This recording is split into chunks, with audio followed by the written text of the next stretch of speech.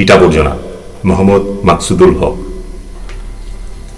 দূষিত এই নগরের ইটগুলো, দূষিত এর বাতাসের আবহ, আর দূষিত এর মানুষগুলো, তার চেয়ে দূষিত তাদের মনগুলো। সবার চাই উপরতলায় যেতে, কেউ চায় না নিচতলায় খামতে।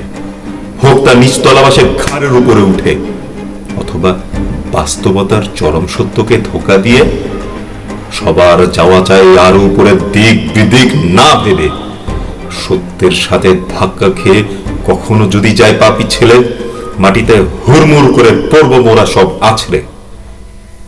এভাবেই বানায় তারা তাদের তাসের ঘর। কেউ ভাবে না বেশি উপরে ওঠার ফল। মহান আল্লাহকে অস্বীকার করে তৈরি ঘর বাড়ি রাস্তাঘাট যেন প্রতিষ্ঠিত হলো ধোঁকাবাজের এক বিরাট আয়োজন।